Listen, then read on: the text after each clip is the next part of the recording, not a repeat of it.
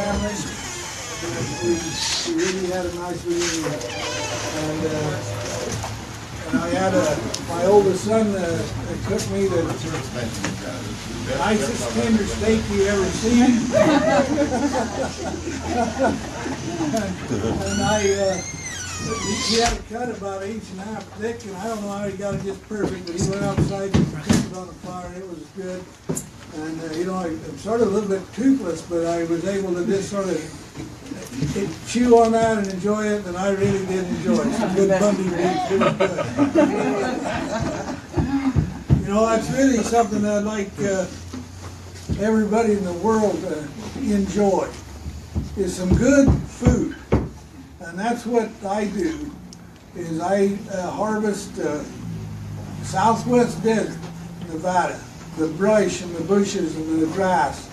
And I harvest that with my cattle, and my cattle convert that feed into an edible commodity, something that's good to eat, good for human beings. And that's where we get our steak and our hamburgers, and that's what we have for dinner. And that's good food. Everybody in the world ought to be able to have a plate of good food every day, let's put it that way. And you know, that's really how I feel about what I fight for. I fight for the freedom for a man to be able to produce and to thrive and to be happy. And I think that's the only way that can be done is through freedom. One of the main things that we have in this country that a lot of countries don't have is we have the United States Constitution. It's a blueprint for this type of life that I just talked about here. It's a blueprint where we the people are the government. We the people have a republic opportunity to participate in our government. We got rid of central government. We did that, and we fought the battle, and we won that battle in the Revolutionary War. We don't have to fight that battle again. That battle's already been fought. The blood and the tears and the terrible things that happened they paid that price. And those people give us the United States Constitution, 3 branches of government. And the United States did not win this war. Neither did the colonies win this war. We, the people, fought the British government and won this war. We won our liberty and our freedoms. And one thing we didn't want to do in America is to ever have a central government that ruled over us and took our freedoms away. And we don't want that today either. This battle has been fought. This battle has been fought, and we don't have to fight it again. We need to stand up and protect it. We will always have to protect our Constitution. We'll always have to fight for freedom and liberty. That's just part of humans. One of the mandates that's on humans. If you want to be free, if you want to be have happiness, you're going to have to struggle for it. And we have to carry this on. Claim, use, and defend. That's right. And this government that we have, this form of government that's formed under the Constitution, gives our federal government, our central government, very little power. And they have power, and they need to be able to exercise. And you know, one of those powers is they need to defend this nation from foreign governments, and they need to deliver the mail to us. They need to do things like weight and measurements. You know, we want a pound to be a pound in Nevada the same as it is in New York. There are things the federal government can do. But don't you ever let them come and act like they own the land within the state of Nevada or Arizona or Mexico or wherever. Hear, hear. Amen. Amen. We're not ever going to allow that to happen, not in America. The United States government absolutely cannot own land. Did you know that there's nothing in the Constitution that allows the United States government to own land? Yes. Correct. That's right. The only time we give any leeway to that rule would be into Article 1, 8, and 17, where they can come with the approval of the legislature of the state and the approval of Congress, and they can pay the state for land for a purpose. Most of those purposes are military purposes. The only other purpose is for other needful buildings. And those things would be something like a post office or a courthouse. That's the only land they can own. In Article 4, they talk about the government can have unlimited power or make rules and regulations over other property. What other property are they talking about? Where in the Constitution is anything talking about any other property? The only other property is that property they bought from the state. Sure, they can have, over in the Nellis Air Force Base, does any one of you American people have anything to say about what happens on that Air Force Base? Especially any of you Nevadans, any of you Clark County. Do you have anything you can say on that about that base? No. You can't tell them where to put a stop line. You can't tell them where to paint the ball. You have no jurisdiction authority there. Who has that authority? Congress has that authority to make all needful rules and regulations over their property. But over here on the desert, what authority do they have? Zero. They have no authority, no jurisdiction or authority. So, let's bring it down to a point here. What does Cliven Bundy say his defense is? I graze my cattle only on Clark County, Nevada land. And I have no contract with the federal government. The federal government doesn't own this land, so let's talk about the court. What jurisdiction does this court that we just got through dealing with? What jurisdiction does this court have over this issue? Zero. Okay, why? Because they don't own the land, and Cliven Bundy don't have a contract with them. I'm not a party. You know what not a party is? Read in Article or Constitution 3 and 2, and you'll find out about parties. Well, I don't qualify. I'm not a party with the United States government. I don't have a contract. That's one of the biggest problems we have in this country, is we sign contracts with the federal government. That's what's wrong with all these ranchers around the country. When they go and get a grazing permit, what are they buying? Well, I'm not sure what they're buying, but I'll tell you one thing. They sign a contract and says the federal government has unlimited power over their ranch. And then they want to cry that they don't like the rules and regulations. They're buying their own shackles. They're buying their own shackles. They're taking away their liberty. They've lost their right to manage their own ranch. And they sign the bottom of the paper, the document, the contract. And not more than that, you know what they do? They pay the government for that service. They sign and they pay, and I don't know if there's a lawyer in here, but I'll get you, they'll say that's a good contract. If you sign and you pay, that's a good contract. That's what these ranchers are doing. That's what our county's doing, like Clark County, Nevada, when they have a tortoise habitat conservation plan. The Endangered Species Act of the United States don't give the federal government any power to deal within this Clark County, Nevada. The critter, the tortoise, don't qualify under the Endangered Species Act. It isn't commerce coming from New Mexico or Mexico. It's not interstate coming from New Mexico or wherever. It's not coming from a foreign land. If you had a tortoise that was in a pet shop in Las Vegas, and say he was imported from Mexico, well, that tortoise would qualify to come under the Endangered Species Act of the federal government. If that tortoise was transferred and bought and sold. But what about one of these tortoises out here on the desert? How does it qualify to the Endangered Species Act? It doesn't. It's habitat. It don't qualify because.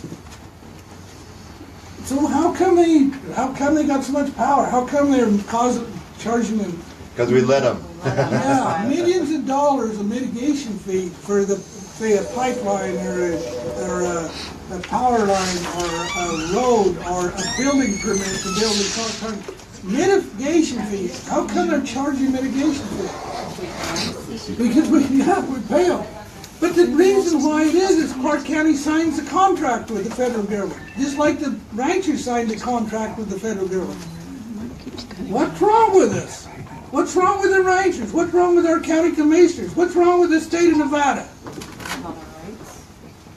And then you want to know who Bundy's mad at? Is Bundy mad at the federal government? No. No, I'm not mad at the federal government. Who am I mad at? Mad at the county.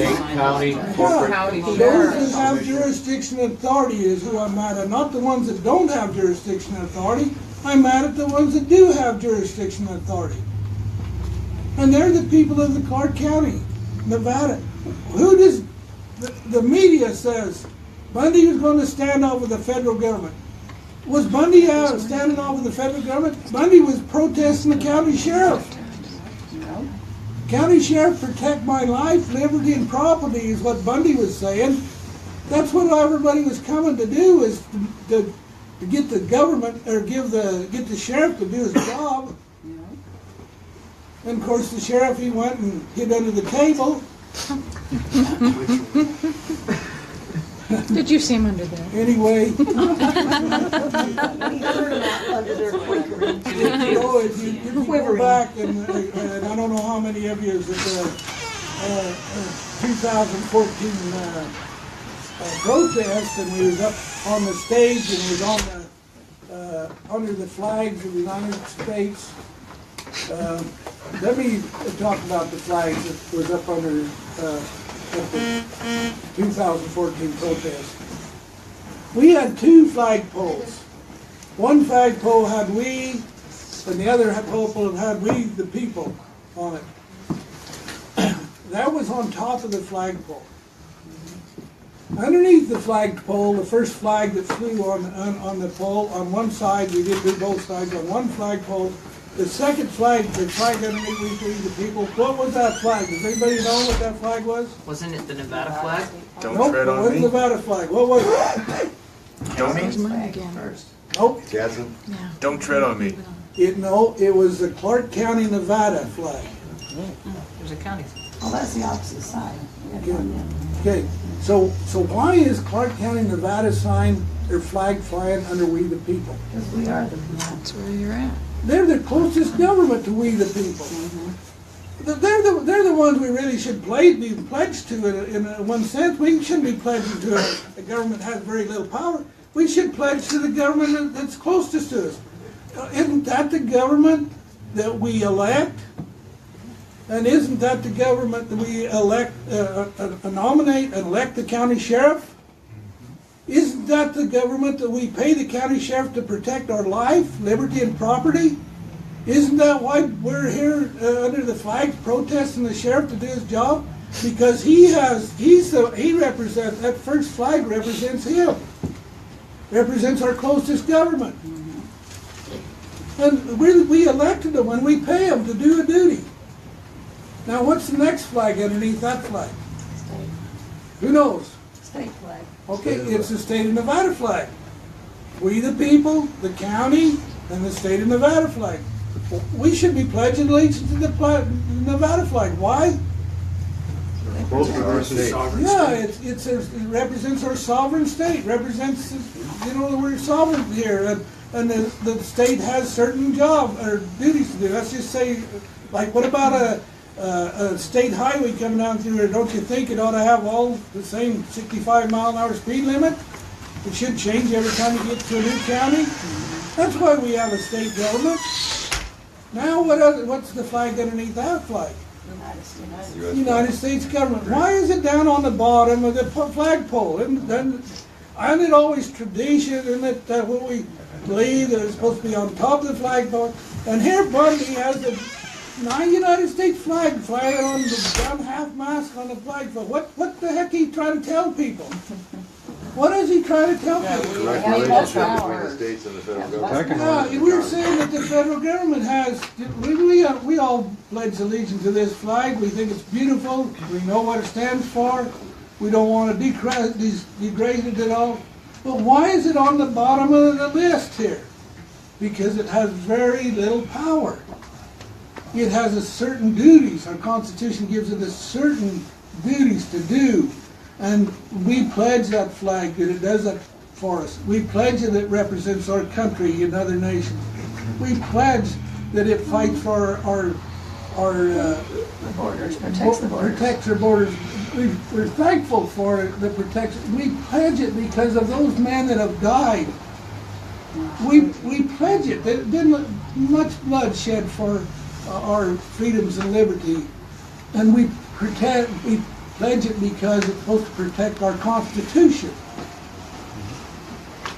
But I've just told you about the proper form of government. Where do we, the people, stand? At the On top. top. Not the federal government. This is what the government wants to do. When we go to this court down here, where does it put the government? Right up here with unlimited power. You don't understand what it's like unless you spend 700 days in one of their prisons. You'll find out you stand up against the wall with your face towards that wall and you answer every question you want, or they'll shove your face right into that wall. That's how they treat people. That's how they treat we the people. That's not the way we the people of America are going to be treated anymore. Yeah.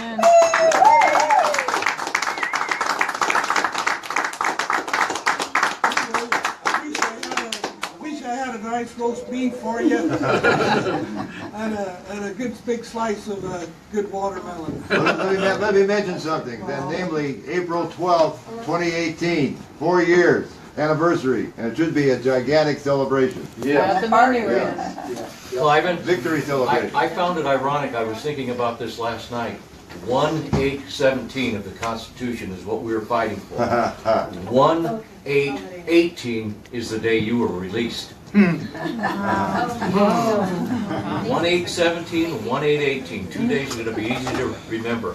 The Constitution and the day Cliven. Now I want to say a couple more things. You know, I have to give credit to where credit belongs, and I have to give that credit to my Heavenly Father. And my Heavenly Father has blessed me, my family, and my country many, many times. And over the last 3 or 4 years, it's been continuous blessings. I want to tell you that I spent 700 days in prison. There was never a day that I didn't feel some spiritual enjoyment or relax or comfort. Never one day did I ever spend that I didn't feel His presence. And I want to tell you, the next thing I want to recognize is you people in America, even around the world, have been very good. They have supported freedom and liberty. They have supported my family. They have promoted and supported this movement. And the only way I can thank you is just tell you thank you. And I do tell you thank you. I appreciate you.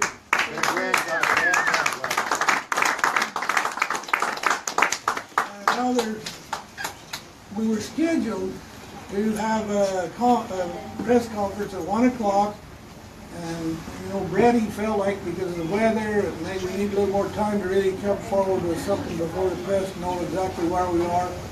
He felt like we ought to postpone it for 24 hours. So tomorrow at 1 o'clock in front of the sheriff's office, if everything goes right, that's where we'll meet again. Why in front of the sheriff's office? Perjury is a crime. Put his feet to the fire. Should we bring up flashlights? He doesn't like answering questions. In 2014, who was we petitioning? There was petitioning the Clark County Sheriff to do his job. Tomorrow, we're going to be petitioning the county sheriff. Where were you? And why have you been involved in a fusion with the federal government and the state government and the city of Mesquite and the brand inspector and on and on? Why are you fusing with these people to try to destroy Bundy and his ranch. Why are you doing that, Sheriff? And why, Sheriff, are you going before a federal court and lying before we the people's jury? County Sheriff, why are you lying before we the people in a federal court? That question somebody needs to ask tomorrow. Very much. Yep. Anyway, I appreciate your love. And What time is that going to be, Cliven? it's going to be Where? 1 o'clock tomorrow in front of the sheriff's office. Sheriff of Las Vegas, Yeah, Nevada. Clark County. Clark County. Sheriff Lombardo's office. What's the address? 400 South Martin Luther King Boulevard. Boulevard. Same where the police department is there. There Yeah. will be some The big chance, metro so if it rains, which is supposed to rain, but we'll be better prepared. Right. So, rain again? so Yep. now don't stop, Don't do that, you want ranch, what? We need grass. Okay, now, are there any question that needs to be asked? Yeah. You gonna run for office? I don't think he's Well, got. you know, I don't know what office you'd want me to run for. Governor. Sheriff. Sheriff. Let me tell you I'll move something. to Nevada if you run Let for me tell sheriff. you something. I don't know who's anything about politics, I guess, but I do know one thing. In the state of Nevada, we need a better government. I know another thing. In Clark County, Nevada, we need a better kind of government. And I don't know what to do with the federal government. Old Trump knows what he's doing, I guess. All I can say that. Well, the man about to run for governor, we couldn't even get to respond to the Wooten email, so. And you know, and that's a sad thing. You know, I mentioned it yesterday at the press conference. Where is our county commissioner? The county commissioner. I don't know. What are they? 7 of them? Where is our sheriff? Where's the media? We didn't even have one county metro around there. Usually they got 40 of them trying to put me in jail, make sure I don't break out. Where were they yesterday? Hiding. You know, where was the governor? Where was his representative? Where was he? Where was he yesterday? Let's make an open invitation for the county commissioners to be there tomorrow and the county sheriff also. Absolutely. Anyway, I don't know where you're. You guys might be around now, let me scared. tell you, you guys voted them in. I didn't. I guess I made a mark on this, but you people voted these people in. That's all I can say. And we need better. We need Nevada deserves better.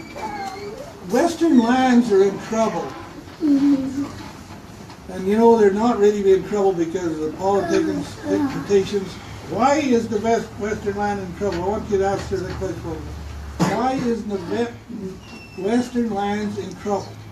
Because of the minerals and resources under the ranches and the farms. And because of Monsanto and other corporations like Clinton Foundation. Because the people keep signing their shackles. The farmers and the ranchers themselves. Oh, that's right. What, Education. ask that question. Answer that question again for me. Who signs? Because the people keep signing their own shackles. The rancher keeps signing the grazing permits. Why are you signing grazing permits? Don't you own those rights? Let me just, I don't want to carry on this very far, but the present grazing fee for 1 AUM is, let me just explain. 1 AUM is 1 animal unit. That's 1 cow per, for 1 month's feed. That's supposedly what an AUM is. And the federal government has fee for an AUM on the public land supposedly is $1.67 or 69. $1. Is that right on that? I'm not 100% sure. They're $1.60, $1.70. Yeah, I think it's $1.67 or 69. So that's all they're asking to feed 1 cow for a whole month. Now on private property, that price would be, say, $20 for that AUM. So on the supposedly this public land, you can buy it for $1.67. On private land, you can buy it for $20. And if you bought baled hay for $200 a ton, which is pretty fair price for a ton of, say, alfalfa hay, it would cost you $90 to feed that cow. So let's think about this. $1.67, $20, or $90 to feed one cow for 1 month.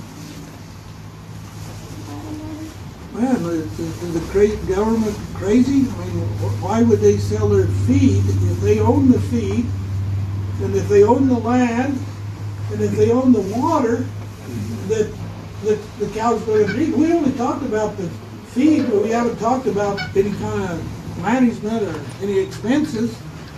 So how much cattle can graze on this land? Like how much cattle is in one herd? Well, let me finish this out here a minute, and I'll tell you that. So now we've got, why is the government charging us this $1.67? It's symbolic that shows they have the authority. It's theft upon the ranchers through taxation. Okay, they call it tax, they could call it tax, you could say if they want to show their authority. They get you to sign that permit. But let me tell you, what's wrong, the ranchers not realizing they have rights. I'm gonna, what rights does the rancher have out on your public land? What rights does the rancher have out on your public land? Grazing rights. They have the forage, feed, they have water, they have access rights, they have range improvement like the trails and the fences and the water troughs. And then number 5, they have all the rights that you guys have. Okay, to be able to go out there and fish and camp and scenic, ride your bicycle, whatever you want to do. The rancher still has that right, but you people all have that right. Now, who owns the property? We the people. Okay, we the people of who? Okay, this is sort of important. We the people in New York think they own this this public land. And we the people up in Elko County thinks we own this public land. But how in the heck can that happen? How can the nation own this? Or even the international government wants a piece of this land. But who really owns this land under our Constitution? People of the state of Nevada. Yeah, but it even, okay, now we say we the people in Nevada should own this land. Well, I can sort of agree with that. But look, we have a Clark County border around here. I want to ask you, what power does our Clark County Sheriff have when he walks over the Lincoln County line? Zero. What power does our County Commission have when they walk over the Lincoln County line? 0. Why would we have a line there? We, the people in Clark County, elected these people.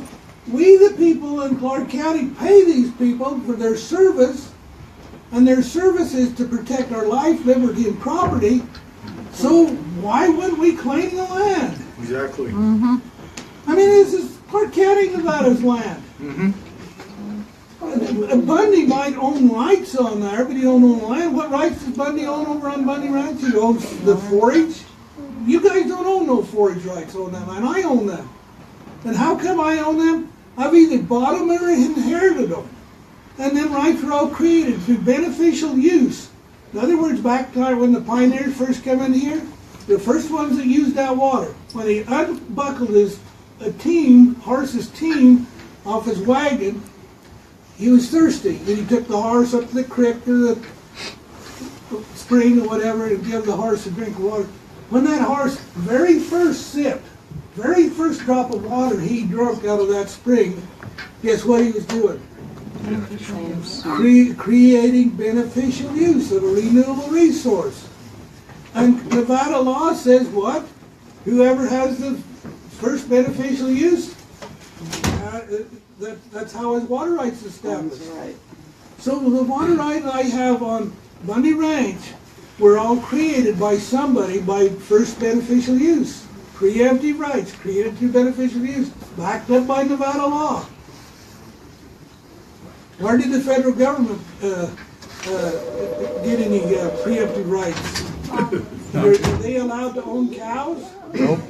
No. So go back to the answer to the question as to why they only charge $1.60. Yeah, I'll do that. Why do they only charge $1.67 for an AUF? They try to keep the prices down. It's the hook. It's a hook, and they try to keep the prices down because then they benefit on the other end. Air benevolent. The reason is because, well, I don't want to get this complicated, but one time back in 1934, in Western America, there were lots of ranchers. There were lots of ranchers that had created beneficial use. And so you take that map there, and they were ranchers all over the state of Nevada that had cattle, and they had sheep. And one rancher said, this is my ranch here, and I got the right here, I got the water, I do all this. And here comes 5,000 sheep across his ranch. And the neighbor's cows come in on his ranch, and another cow comes on the ranch, and so they're having a range war. Who's the range wars between? Between the ranchers, the sheep herders and the cowman. Well, that wasn't a Nevada problem. That was also happening in Utah and Wyoming and New Mexico and California and on and on. It was an interstate problem. And so the government really had a constitutional right to be involved here just a little bit. And so what they did is basically the ranchers hired the federal government to adjudicate their rights. And right now, if you go to the BLM's office, you could come up with a map and it would show all of these adjudicated rights. And Bundy would have an adjudicated right on that map. Who knows what adjudication means?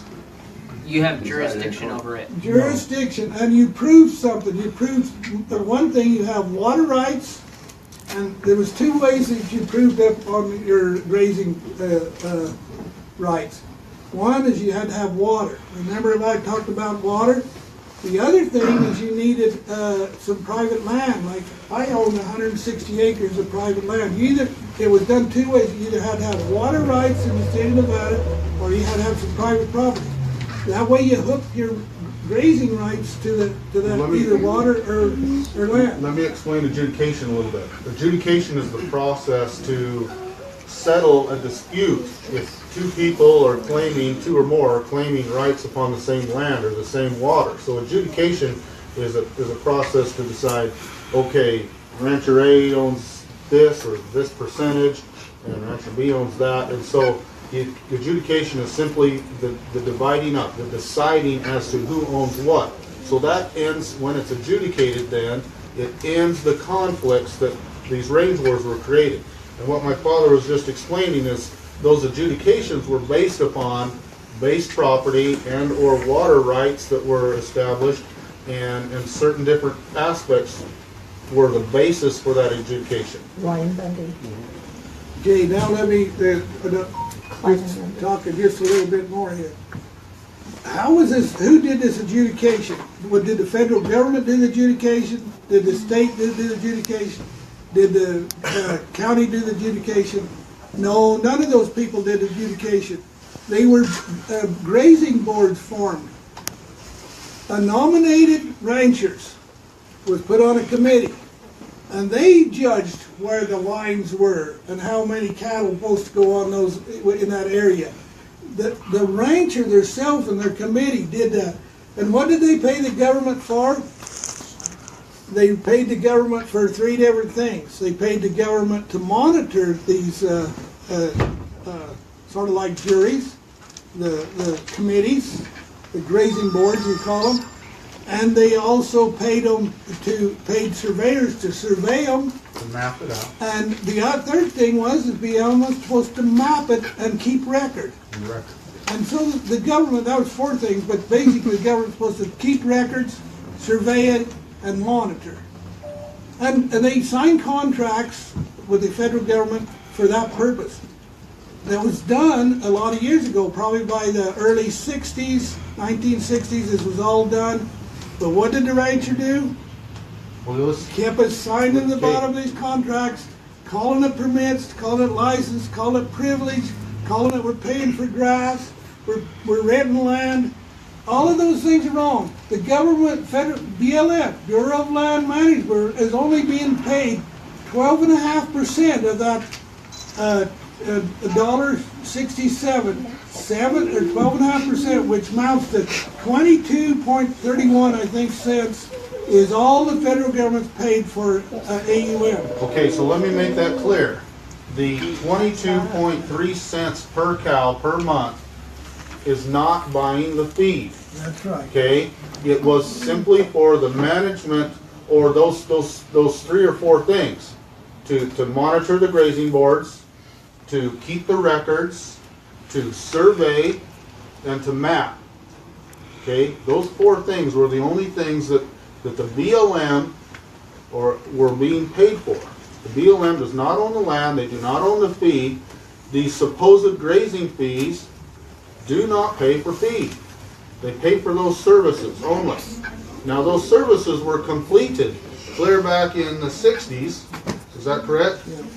And so at this point there's no longer a need for those fees. The problem is that now they've construed it into something that it's not, and now they're claiming ownership, they're claiming all these things that are not right. You guys just got a really great civic lesson. And remember what you just learned? Don't sign a contract. You've got to go back to with an attorney. Do you think this had anything to do with uranium, Cliven?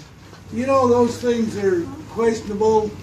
Definitely, like with the Harry Reid thing and Clark County thing, they wanted Bundy Ranch for mitigation for the tortoise and other endangered species. And really what that means is we want to put a bunch of solar panels down here, say by Searchlight, and we need a place to say we're taking care of the turtles, so they're going to use Bundy Ranch for that. Now, whether they wanted to put a solar system on Bundy Ranch, that's questionable.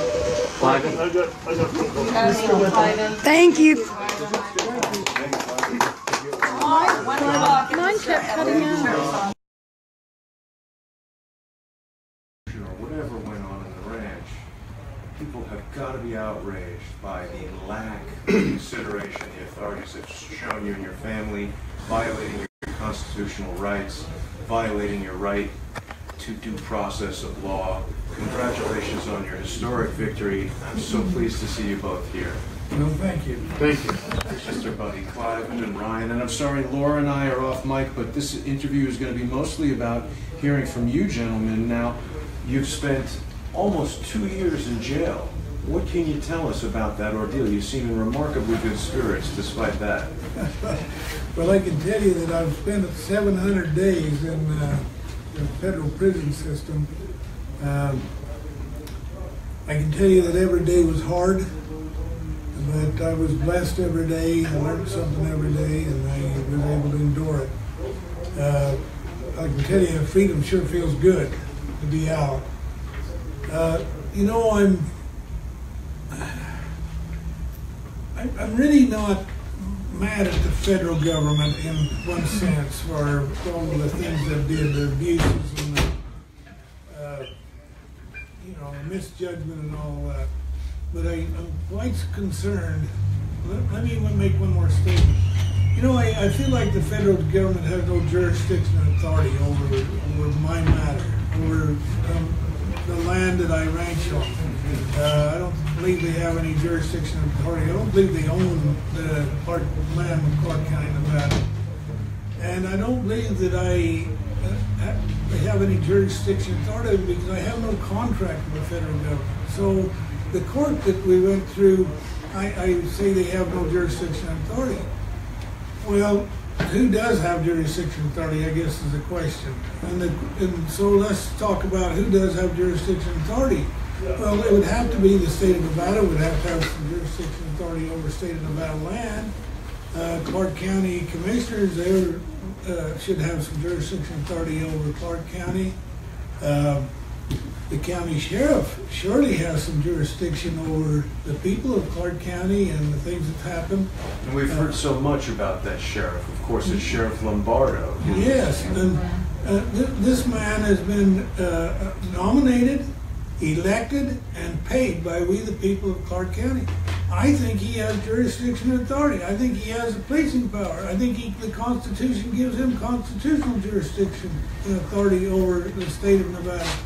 And the Bundy Ranch, it's in 2014, was all about protesting their county sheriff. County sheriff, when are you going to protect our life, liberty, and property? That's your job. And we heard a lot in the courtroom about the escalating sort of provocation that the Bureau of Land Management, the FBI, they had very sophisticated surveillance equipment on your property, they had snipers.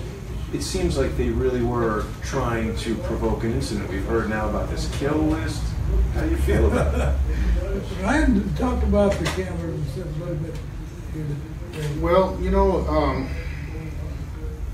I've learned a lot during these past 2 years in sitting in the jails about due process.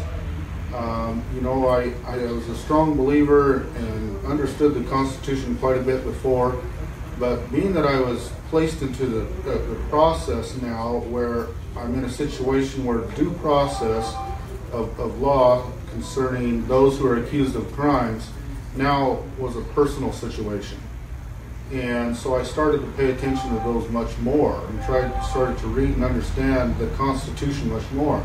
And I find it interesting that our founding fathers must have had a great concern about the rights of those who are accused of crimes. Yes. Because the first 10 amendments, which we know as the Bill of Rights, if you read down through there, half of them have to do with protecting the rights of those who are accused of crimes, which we know as due process. Okay? Now, it goes even a little bit further than that, but you know, the Fourth Amendment talks about the right of the people to be secure in their persons, papers, and effects of things, and that, you know, searches and seizures need to be done by warrant through you know, I'll just read it, through oath or affirmation. They need to be particular, you know, describing the place and the person to be seized or the things to be seized. Okay, so when they just set up a camera and start filming our family, our home, you know, their excuse was, oh, it's set on public land and it's just pointing that direction. Yeah, directly at our home. And it's a very secluded area where you guys home. Yes, okay. So to me that's a gross violation of our security, to be secure in our own home. Mm-hmm. That's a violation of the Fourth Amendment. Now that right belongs to all the people to have that security. Now I started to say that nearly half of these amendments have to do with with people who are accused of crimes. Now certainly that applies to people who are accused of crimes, but it also applies to all the people. You know, there are other rights that apply to just those who are accused. Mm-hmm. I guess we'll get to those here in part of our discussion. But well, I'll tell you, Ryan, the thing that I was most impressed with when I was in the courtroom there, I think you should be a lawyer. You performed exceptionally. Well, thank you for the compliment. I don't know that I don't like this work. You know, I do what I do, and I was in that position. I felt that I had to speak for myself, that I am myself. That's, you know, I stated that I am sui juris, which means in my own self, my proper person. I was not allowing anyone to speak on my behalf or to act in my behalf. That's what an attorney is. An attorney assumes another man's identity for particular purposes, and I felt I could not allow that to happen. That there were things that I knew that couldn't be conveyed to another to speak on my behalf. I knew that I needed to be able to speak and to feel the Spirit of the Lord and to speak from that Spirit. I knew that could not be conveyed through an attorney. And I knew that my life was on the line. I knew that the government wanted me dead, either through a bullet of the gun or through a lifetime behind bars. And I could not put my trust in someone else to protect me. I had to do it. I just say that it's kind of like running a tiger into the corner. He's going to fight his way out. And so I don't necessarily like that work, but I did it because I had to. So. it was amazing to behold, I have to say. And the other thing that was so amazing and inspiring is the support that you guys have had. People have come from all over the country. Well, they relate to the problem. They relate to the pain. So many others have been through similar things. You have reached the maximum time permitted for recording your message. If you're satisfied with the message, press 1 That's not for you. to listen to your Excuse me, guys. You got plenty of time. I was just holding so that it didn't mess your recording up. I'm sorry. People relate because they have experienced similar things. Not necessarily, it's not that there's many people with cows or with whatever. It doesn't matter. The cows are not really part of it. It's that the government is encroaching upon people's rights, and they feel the pressure and they feel the pain. And I think many of them want to stand, but they don't know how, or they don't have the courage, or they might not have the support. And so when we stood, when we said no, we're not going to bow, we're not going to be crushed by this entity that is so huge and crushes so many people. Other people felt the same and come running in support. And the support has been amazing, and we're very, very thankful for them all. And we hope that they gain strength from this. Every person in the United States should be very concerned about the case. And when you talk about people being able to relate, the first thing I noticed today when I walked into this, the press conference, was that both you and your father are carrying pocket constitutions, and you were able to defend yourself and fight for your freedom largely because of your vast knowledge of the United States Constitution. But unfortunately, there's so many people in this country who really aren't aware of their rights given to them in the Constitution. So given your own experience dealing with this and the fact that you had to serve time in prison, what advice would you give the American people or other people who are going through similar ordeals that maybe don't know about their rights as much as both of you do? Well, our founders made a statement that you can't expect to be ignorant and free. If you do, you expect what never was and never will be. And so I think that's part of the problem. We have largely become ignorant. We don't know the Constitution. We don't understand our founding principles of government and of freedom and of liberty. And so you can be brave and strong if you are confident. And that confidence comes from knowledge. That confidence comes from the Spirit of the Lord. And so you're not going to get that watching TV. You've got to sit down and read. You've got to study. And you've got to pray. And when you gain some confidence, then you can gain strength. On that subject of Constitution, I have thought this, if I was the President of the United States, what could I do to help this country out? What I could do to help this country out is I would put a little chain on this Constitution and chain it to every court judge's pulpit. Change it to the pulpit, everyone across the United States. And then he might chain one to each one of the jurors' seats also.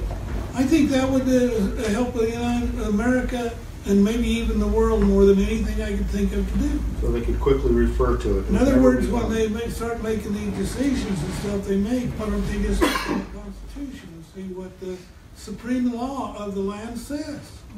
Were you shocked that this type of thing could happen in the United States of America?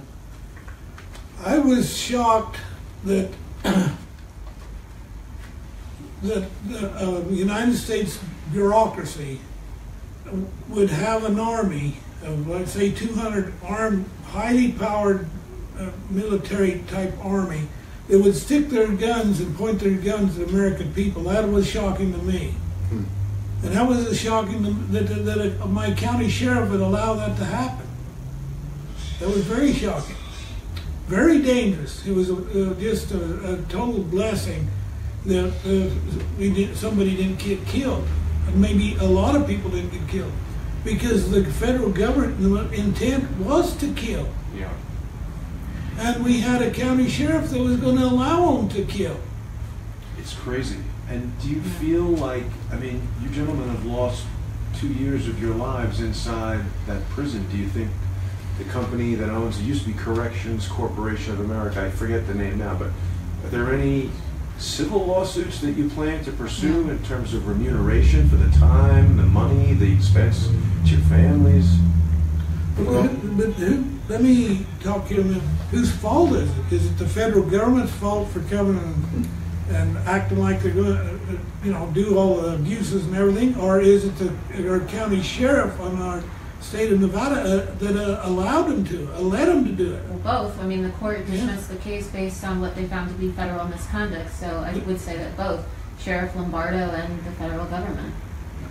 Now, I want to back up. You asked about what was shocking a little bit. Yeah. Obviously, I was also shocked about that army that showed up. But once we were incarcerated, I was shocked to learn and see what I did concerning these due process violations. Okay? You just mentioned that we were incarcerated for 2 years. And yet, the Sixth Amendment, it states that in all criminal prosecutions, the accused shall enjoy, I want to focus on that word, enjoy the right to a speedy trial. Yeah. Okay, so this is one of the rights that the accused has. I want to point out that up in the Fourth Amendment, it says the right of the people. The right of the people to be secure. Okay, so it's stating who has what right here. Okay, the right of the people. All the people have that right. But down here in the Sixth Amendment, it says the accused shall enjoy this right. So this right does not belong to all the people. This is a right that only belongs to those who are accused of a crime. Now, this right doesn't belong to the people in general. It doesn't belong to the court. It doesn't belong to the prosecution. It doesn't belong to the judge. It doesn't belong to Congress. This right belongs to those who are accused, and it says it's therefore the accused's enjoyment to have a speedy trial. And Ryan, what typically is the time frame that someone would wait to have a trial? Okay, well, if this right belongs to the accused, then only the accused can decide. If you're going to accuse me and take me to court, and I say we go to court today because I got other things to do tomorrow, then it better darn well be today, not 2 years down the road. Now, Congress has hijacked this right and claimed that it belongs to them, and they've defined it that we've got to be in a trial within 70 days from the time we're arrested. Okay, well, even 70, you guys had 700. That's right. Okay, see, so then what they do is we'll make some exceptions to that. And then the judge hijacks that right, and she throws all the exceptions to the wind and just to heck with speedy trial, and we end up spending over 2 years. Now, there's the other thing that blows my mind, and this is what was shocking, is that yes, we spent 2 years, but I know of other men, another man we made friends with, Omar Kazi, and he's been there for 3 years, never been to trial. And I met another man, John Michael Edwards is his name, and he was there for 8 years. No trial. No trial. There's a lot of this going on. In other words, the due process violations that are happening is atrocious. The other thing that's taking place is that it's always been the common practice in America that a man is innocent until he can be proven guilty beyond a reasonable doubt that he is guilty. And until he's proven guilty, he's not subject to punishment nor to correction, because there's nothing to punish him or correct him for if he's not guilty. And yet these men are being thrown into prison for years without any determination of guilt, violating their right to speedy trial, violating their 8th Amendment right to bail. Okay? They're being treated as though they are guilty, and in fact, the determination amongst the prisoners now is that no, we're guilty until we're proven innocent, which is upside down and opposite from what America is supposed to be. So your interview today is about due process violations. Well, they're rampant. And that was shocking to me because, I've heard it said that it's better to let 100 guilty men go free than it is to wrongfully imprison even one innocent man. And yet I know that in that jail over there, that they had more than 8 of us that I know were innocent, and yet they had us in prison for 2 years, and have that principle that you should let 100 guilty men go free rather than prison one innocent man. Well, that facility over there houses about 800. They should have let the whole jail go simply because of us. Okay? And yet they hold hundreds of men who are not guilty, and it certainly haven't been proven guilty. Now, in the court, and I'm not going to ask you guys to go into this, but we heard stories of abuses that the gentleman suffered. Yes. That was from the corrections officers. And the marshals. And the marshals. What was your interactions with the other people incarcerated there? I mean, you're speaking of people you befriended. It sounds like there were some decent people that you met there. Yes. Yes, there's lots of decent people there. There's lots of people who I do not believe deserve to be there. I believe I heard story after story after story of these men talk about their trials or the process and how the prosecutors would lie and trump up the charges and embellish the stories and situations and hide evidence and produce evidence that didn't exist, that wasn't part of the case, and yet they say they do. Attribute evidence from one case to another case to get convictions. Suppress evidence as they did in your case. Yes, suppress evidence. Over and over again, I heard these stories, and people are being convicted on all these false premises. Okay, not only are their due process being violated, but they're being convicted on all of these false premises. And that brings me to the next thing I want to discuss is this for-profit prison situation. It seems that financial motivation should not be tied to criminal justice in the United States. Well, I believe that to be true. It shouldn't be. I can tell you a little bit about Core Civic in that one facility there at Pahrump. I don't know what their maximum capacity is, but I know that where their count level was hovering around 750, 800. And again, I don't 100% know the exact amount they were receiving, but somewhere between $30,000 and $40,000 per man that is annually that is housed in their facility. You do the math on that, and they're bringing in about $30 million a year on just housing them.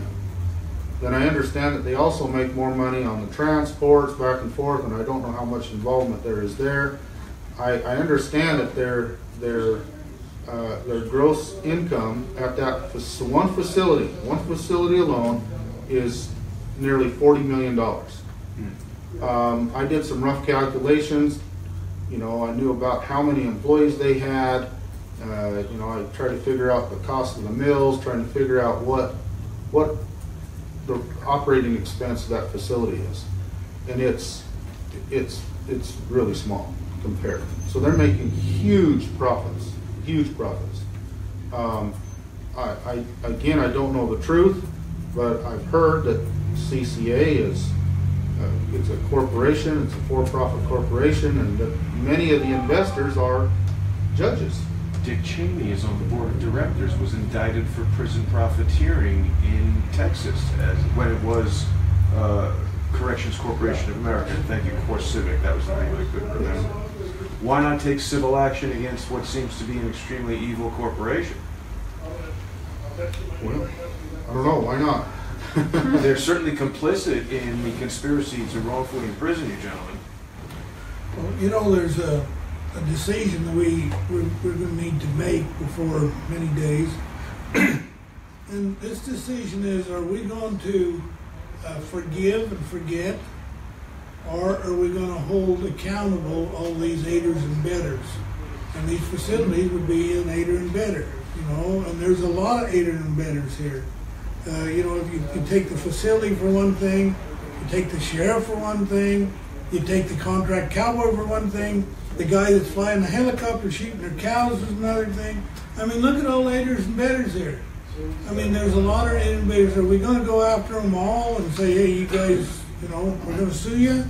You know, I don't know. I don't know whether we want to do that or not. Or, you know, do we want to do it in some kind of political way? I don't know. I want to bring something else up there, because, you know, slavery in America is a touchy subject, okay? And we say that slavery in America was abolished. Would you not agree with that? Well, it's what's said. It's what's said. Okay, in fact, I want to turn to the 13th Amendment. And it says, neither slavery nor involuntary servitude shall exist within the United States or any place subject to their jurisdiction, except, okay, so now there's an exception, as punishment for crime whereof a party shall have been duly convicted. Okay, so slavery is legal in America when a person has been duly convicted of a crime.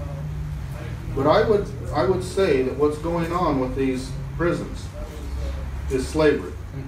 It's slavery and it's slave trade. Especially, okay, and maybe it's legal when someone's duly convicted. But for those of us who were not duly convicted, we were being held over there involuntarily and being involuntarily forced into servitude. Were you working in the prison? Working has nothing to do with it. Well, you were basically a product, and that prison was That's making right. money off of it. They're making $30,000 to $40,000 off of me. Okay, I was there. They're making money off of me, and I was Off of your pain. That's right, and I was not able to serve my family and earn money for them. So that's involuntary servitude. That's slavery. For the last 2 years, I have been a slave, and they have made a profit off of my presence. So then they should give you reparations, because this country, if you're, using the analogy of slavery, of course, people always talk about how the government and the people of America have to give reparations to, like individuals in the African American community, for example, who were slaves. But what about people who were wrongfully imprisoned, people who had to serve time, who were essentially products and slaves of the federal government? I agree with that. So when you talk about forgiving and forgetting, well, you probably should take legal action against them, because in your, own explanation of this, they would owe you reparations. Well, I think the more important factor is we really need to shut this system down in the United States. It can't be allowed. And I understand where you're coming from. I know you guys are, as I said, I'm just amazed by your demeanor after the struggle that you've been through to be so positive and to be here, and you both look very healthy, I'm pleased to say. But I don't think that this company deserves any forgiveness or to be forgotten, because they're just going to continue doing this to other people. Well, and whether it's done through a private corporation or through, a government jail or facility, I don't think it makes much difference. Either one of them is placing us as slavery, and either one of them is making a profit on it. And it's simply wrong that they're doing this at all to the American people, and it's not just us. It's hundreds and thousands over this country. And even if a man is truly guilty of a crime,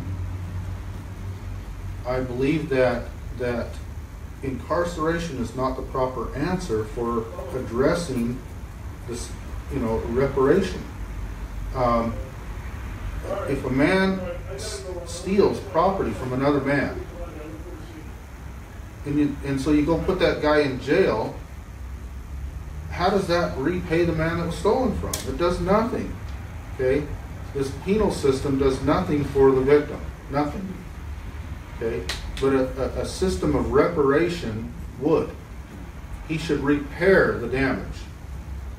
And when the damage is repaired, you know, and you know, biblically, when someone does accidental damage, well, then he needs to repair 100%. But if he does intentional damage, then sometimes it's multiplied. He needs to replace it 2, 3, 4 times. Okay, that's his penalty, is double or triple reparation, not incarceration. Incarceration does nothing for this guy. It doesn't help him improve. It might give him some time to think, you know, but what does, you know, a few months might take care of that issue. What does 20, 30 years do to a man? It just steals his life. This man who has done harm to another man should repair, and then both are healed. Okay? Gives him an opportunity to repent, to recognize his wrong, and to change. But sitting in jail does nothing for him. It's a bad system. Now, Ryan, I know the charges were dismissed with prejudice, Yes. meaning you guys can't be brought up on these charges again. Is there any danger that the government will pursue you under some other context? From what I understand, when it's dismissed with prejudice, or they can't bring any other charges up related to that event. They can't create new charges out of that event. It's not just these charges. I can assume that we're in their target, and they might try to get us on something else and try to whatever, but that event is done. Good to hear that. And so, gentlemen, what's next? Now that you're 1 day free, what do you plan to do? Let me make one Sure. statement before we get there. Yeah. I want to make a statement about who puts shall hold their office during good behavior. What does good behavior mean? Good behavior? No, it's not vague. Good behavior, we're reading in the Constitution, good behavior is when the judge is in accordance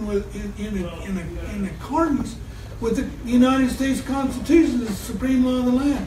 And when she or he is not in accordance with it, then she must be, or he must be, in bad behavior. You know, we are taught that the federal judges have been appointed by Congress for lifetime appointments, that they're supposed to be paid during this time. No, they're not lifetime appointments, only when they're in good behavior. When they're not in good behavior, it's over with, they're out. And in my case, where we've got court orders, it wasn't in accordance with the Constitution. And I've got probably, I don't know, let's say 5 judges that signed the bottom of these court orders that have violated the Constitution many, many times. When are these judges going to be held accountable? Well, I think that this case is going to be an occasion where hopefully they will be. Be nice. It'd be nice. So what do you guys think? What's in the near-term future for you? Is the ranch operational? Are you guys back at it? Or? Well, first thing is the charges against the 4 of us have been dismissed with prejudice. Okay. But we still have others who are facing trial in the same case on the same charges. My other 2 brothers, Mel and Davey, as well as Jason Woods and Joseph O'Shaughnessy, they're supposed to go to trial here in a couple more weeks. And that's in Oregon? No, right here. Oh, same wow. case, same charges. Uh-huh. Okay, so in other words, the entire matter is not over.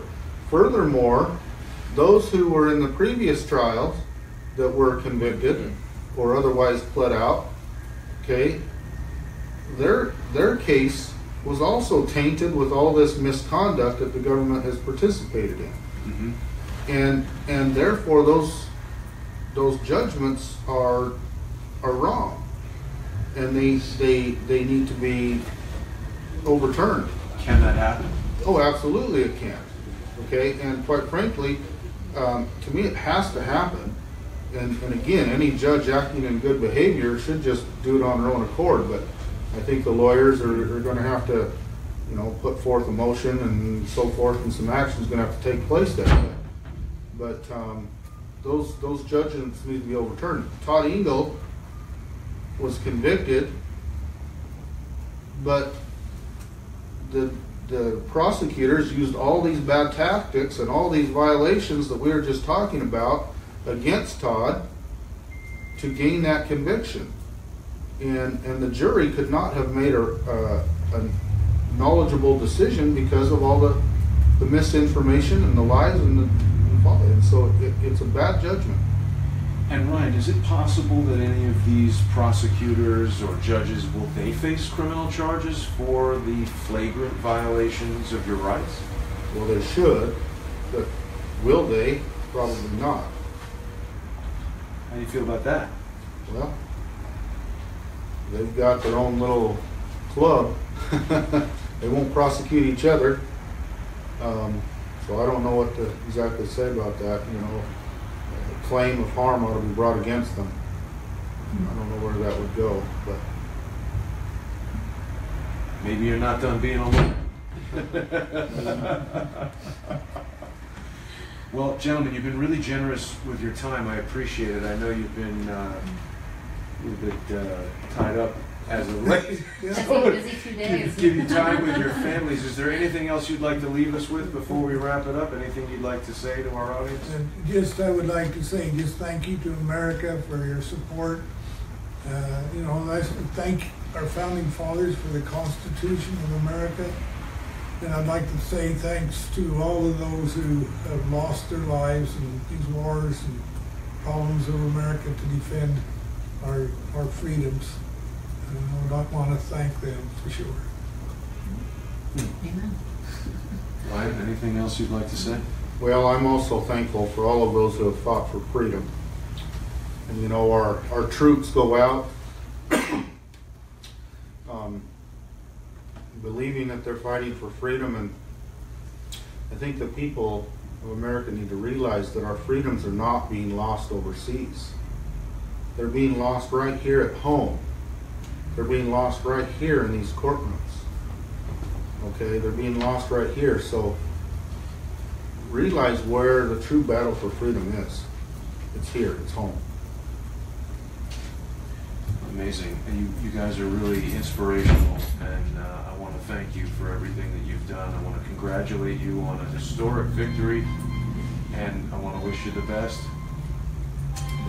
Happy New Year, gentlemen. Take care. Thank you. All right, and thanks for watching, everybody. Wow, really great. Really Was that live stream? That was.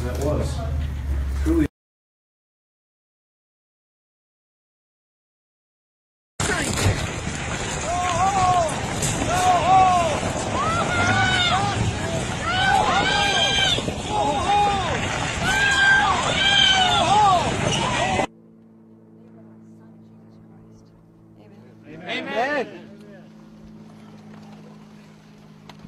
Wait for the horses to get here, and then we'll get some courage and walk up there and ask them to demand that they leave.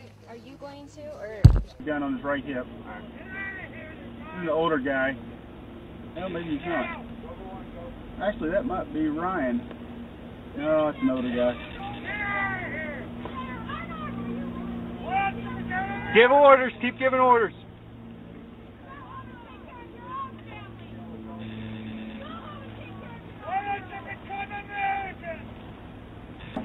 Are we clear to use less lethal protocols?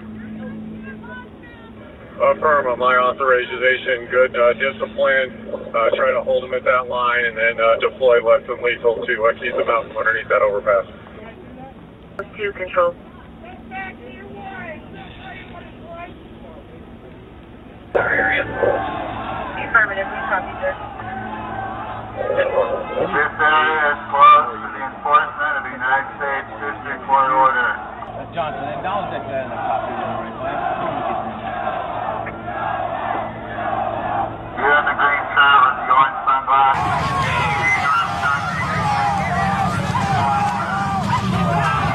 Weapons down, get ready to shoot. Okay, stand with me.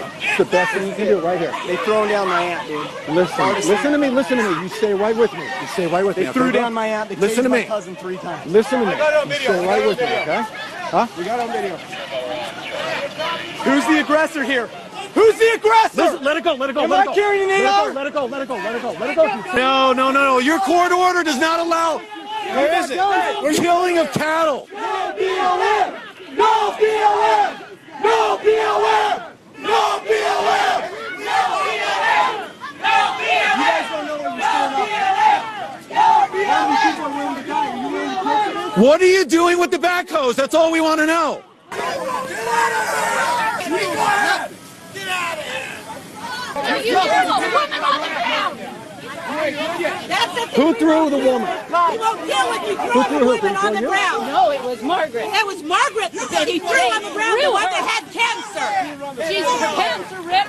She's a mess. She's been fighting cancer. Where is she? Get out of here. That was her church. Get out of our state! Get out of here! Right here, Margaret.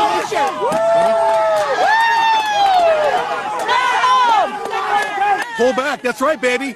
That's right. BLM, go away. BLM, go away. BLM, go away. BLM, go away.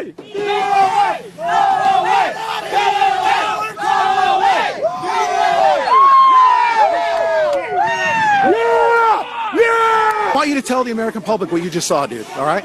I want you to tell them. What did you just say? Enemy aggressors. This is the road I grew up on. This is the road I grew up on. 1359 Riverside Road, Highway 170, Nevada. And I just saw federal agents throw my aunt on the ground. I saw my cousin get tased 3 times. I saw him pull dogs and sick it on a pregnant woman. Right now, just now, it's happening as we speak. Listen. Because we had a couple questions. I got hit. I'll allow you two to come in with me. We're not going in there. We're staying out here. You got my word that no one's taking you in custody. If you want to stay there, that's great. They're getting your dad up top. Do your thing. No, they're getting your dad up top. We'll make sure that we're here as a some presence. help if they decide that they're going to pull those pins. But it's only going to be Bundy and his sons. That's it. It's the people or not, and you guys need to leave. Okay. You need to leave. That's the Amen. term.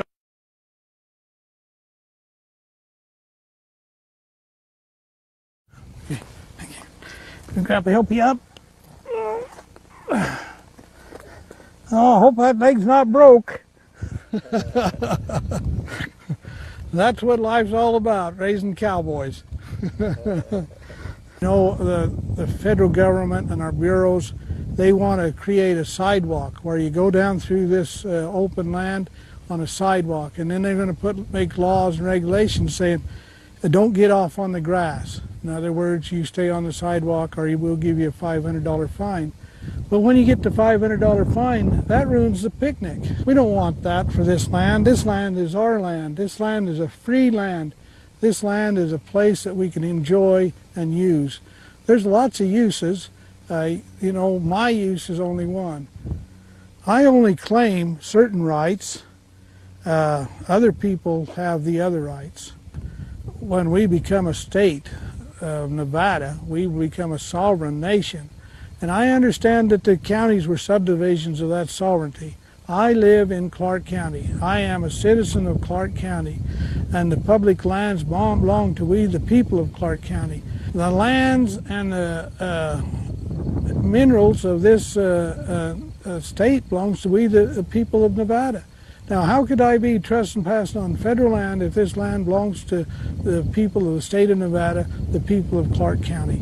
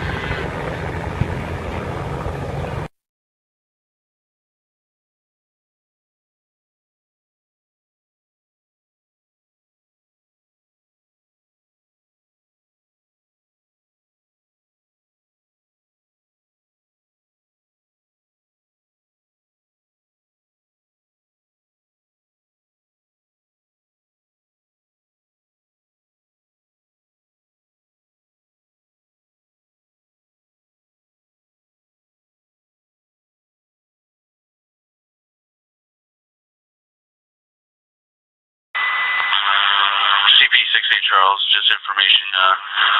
When you do get a chance, let's ensure that the set guys and the handheld folks that are on the set team have tactical ability before we send them out in the field again.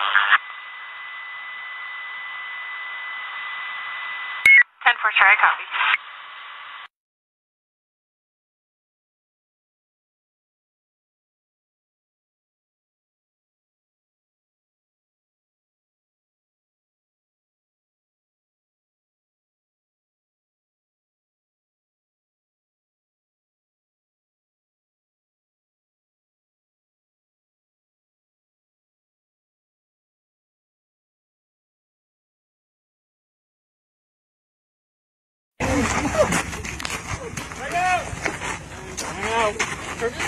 All right, move it! Move! Move!